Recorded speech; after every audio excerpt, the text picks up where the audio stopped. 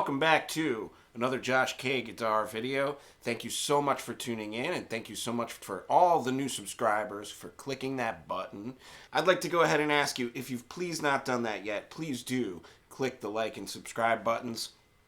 Today, I wanted to do something a little different and actually revisit some things I used to do years ago that were really good videos, and I stopped doing them for a while just because it's hard to do a new one all the time. But I noticed that there's a lot of YouTubers doing just pentatonic scales these days, so I want to go ahead and do not some pentatonic scales. And so I decided it's Tuesday, let's do a tune. It's Tunes Day. I'm learning this one with a band that I'm working with, Hey Bulldog by the Beatles, which is maybe, quite possibly, in my opinion, the best Beatles song? I don't know. You tell me. Leave your comment. Let me know what your favorite is. I'm going to go ahead and freeze this on the screen right now, so you can go ahead and screenshot that at your convenience. And let's get right to it. This is a wild song, okay? We've got E sharps and F naturals and F sharps all up in that vamp, and we've got a 5-measure chorus. What the heck is that about? Beatles, answer for yourselves, okay? 5-measure choruses? Who in the heck in pop music does that? Well, I mean, I guess you guys do. So, that said, let's get right into this thing. You'll notice in this vamp, the first bar has a big fat E sharp in it, and then the second bar has an F natural. What is up with that? Because those are the same note. I'll tell you what's going on, and the reason why we transcribe this way is because it's purely easier to read that way, okay? If we did this first bar, this E sharp right here would be an F natural, which we would have to write a natural on, and then this F sharp here, which is notated by the key signature, okay? This F sharp, we'd have to write a big fat giant sharp sign on, even though F sharp is in the key signature, because natural signs and sharp signs, they carry over for the entire measure, right? Then here, same deal. There's an E sharp here. Why wouldn't I use an E sharp here? Well, in this instance, we're coming from F sharp.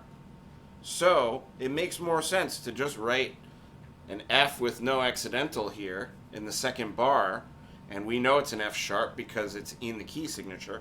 Then we write the natural sign, and then instead of having to write E sharp then E natural, we can just put an E there, and we know it's an E natural because that's part of our key as well. So that's the reason for the fancy looking vamp. E sharp, what the heck, I know, but sometimes we just have to write weird stuff in music. This is one of those keys. B minor or D major would be your relative key. For some reason, when you have a blue note in that B minor pentatonic scale, this is just what you end up with, some funky E sharp F natural situations. So thank you, Beatles, for giving us that little gem to work on. Let's go right through all of these chords. You want to stay tuned if you want to hear that 5-bar chorus here. Now, I'm going to equate a lot of these chords for guitar. Obviously, we know John and George both played guitar, but if you listen to the recording, it's really, really piano heavy, and it's kind of only like guitar leads. There's a great guitar solo in there, but I think if you understand triads more, you'll understand how to do that solo. That solo is just full of triads, right?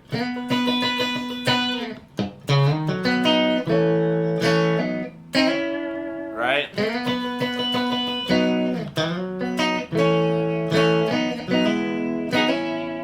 Right? Right?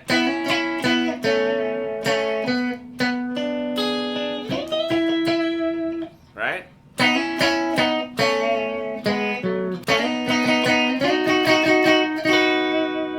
Right? Like all of that stuff is just...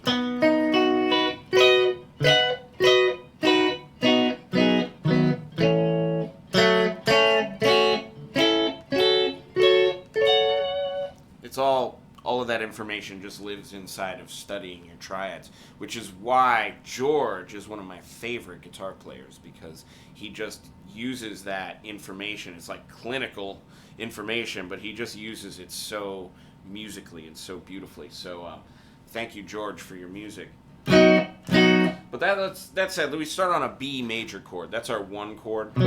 Now, if you play this along with the recording, this song lives like kind of somewhere between like B flat and B natural is what I'm finding.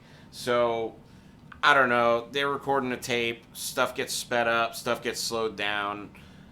I don't know what to say, but I found that the closest way to be able to play this in like standard guitar tuning is just to play it in B, and if you want to play it on the recording, then just go ahead and tune your B string so that it matches the home chord here.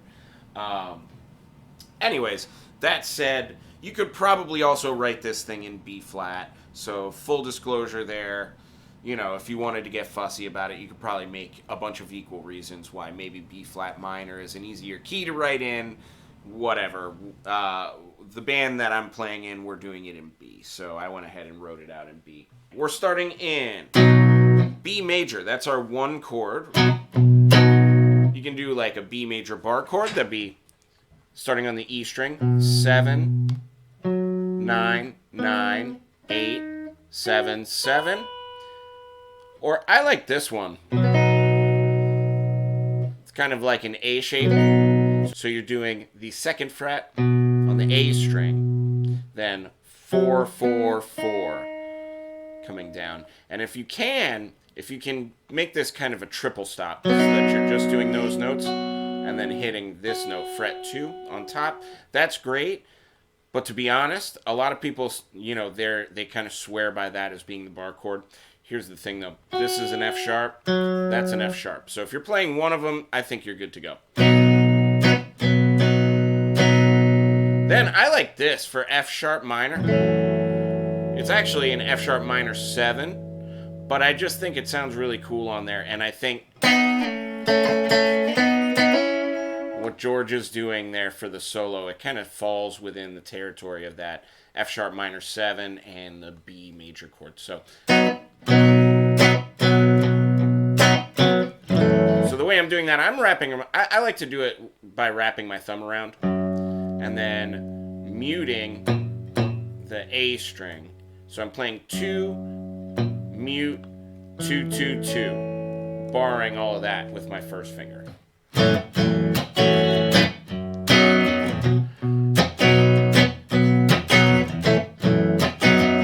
And you can add it, right? Which is just kind of fun, right?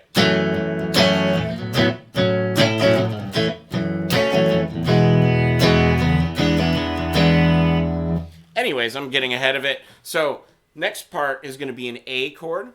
You can do that as an open A. And then back to F sharp minor 7. And then E. And then E7, like cowboy chords. But the way that I do it is like this. So I'm coming from F sharp minor 7. And then I like this chord for A. It's kind of a weird one because you have to spread and I'm picking the low note and then plucking 2 other notes and then putting a little hammer onto it. So the way I'm leading up to that though,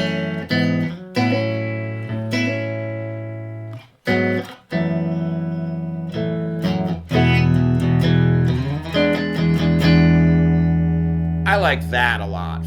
For a guitar part that's kind of trying to cover like a piano part a little bit here, I think that's pretty nice for what we're working with. So here's how I'm doing that. I'm playing 5th fret on the low E string, 5th fret on the B string, and then I'm hammering from 4 to 6. So I kind of have to work my pinky a little bit. But I'm starting with this chord.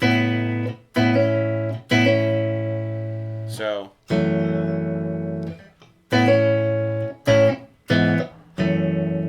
and then I use, it's actually an E chord in first inversion, so it's G sharp, E, B, right? So that's 4th fret on the low E string, 2nd fret, and then 4th fret on the E string. So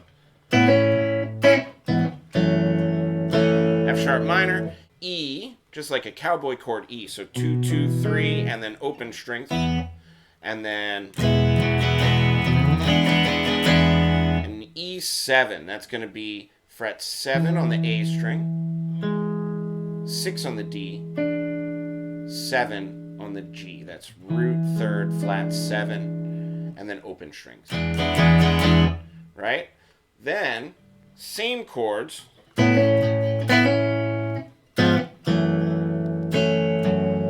Then a B goes back there. Okay? Then we're going to hit the chorus part. This is the funkiest 5-bar chorus I think I have still ever heard to this day. One of my favorites. And especially with like Paul's rolling bass line that's kind of like going between the bars and everything. How cool is that chorus? But we have B minor. So I usually start with a triad, and I love just bar chords for triads. People say it's simple, but it's a great sound. Okay, so we have B minor 7, that's fret 7. I like this inversion because it voice leads very nicely, too. So, B minor 7, B minor 7 sharp 5, B minor 6, B minor 7. So here's how we're doing it. 7, 9, 9, 7, 7, 7. Barring everything with my first finger. And then using pinky and ring finger and just arcing them, making sure they're out of the way of everything.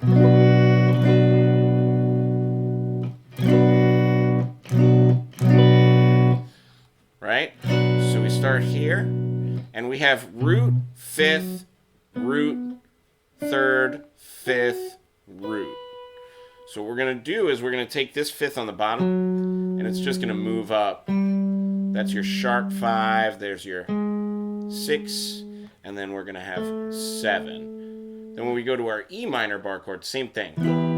E minor, if you know this chord, right? E minor, E, B, E, G, B, right? That's 7, 9, 9, 8, 7. And then I'm taking the 5th, this note, sharp 5, natural 6, minor 7, right? So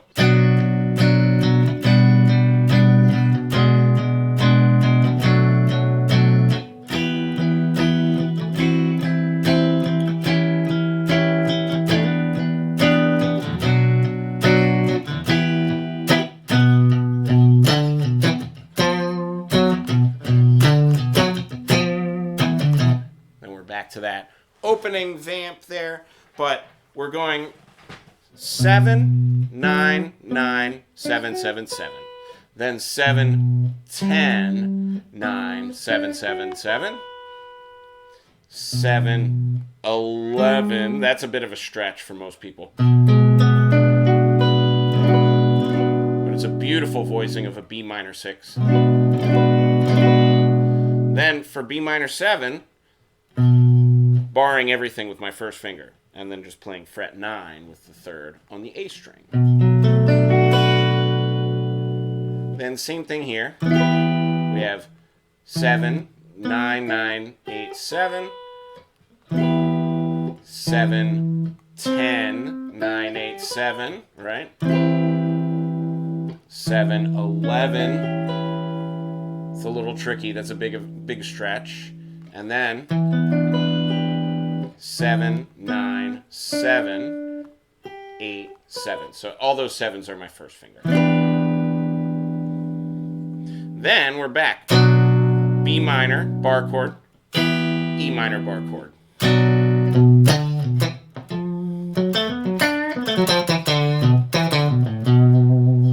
Then we're back to that riff. By the way, we didn't discuss that riff. This is one of the most fun Beatle riffs. Again, in my opinion, probably the most fun, best one that they do. I don't know. That's my opinion. Why don't you let me know yours in the comments? Maybe we can do those sometime. So let's go ahead and cover this riff. There's a couple of ways to play it, so I'll go over a few. I like this way a lot. if you start on fret 7 with your third finger, like that. So 7, 7, 5, 7. That's spreading to the, so the 5 is on the A string. Then we're at 7 on the A string, 8 and 9, also on the A string.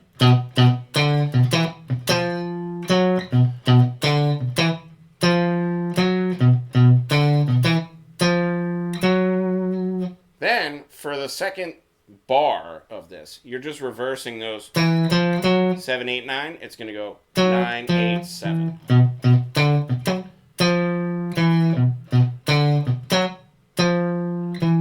So all together, we get bar 1, bar 2.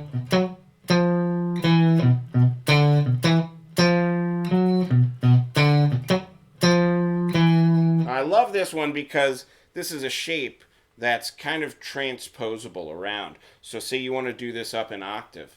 You can do this starting here on the 9th fret, and that same relation.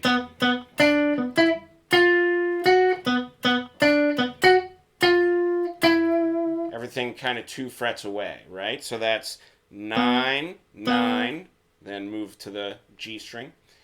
7, back home to 9, then 9 again, but on the G, then 10, 11, and again we just reverse that, 11, 10, 9, coming back around.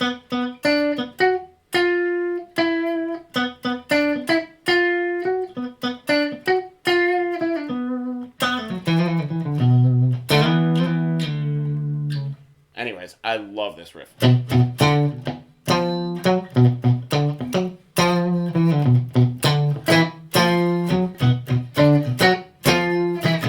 Maybe you can play those both at the same time. Yeah, take that challenge. Anyways, I hope that was a fun lesson for you for Hey Bulldog. I hope you enjoyed getting free sheet music from me. And if you like this lesson and you want to see more like this, please do leave a comment and let me know which other songs you'd like to see. I'm happy to listen to everything and maybe try my best to learn something new, even if it's something that's not in my usual arsenal. All right, I'm going to go ahead and play my way out. Please do, once again, click that like and the subscribe button. And I will see you in the next video.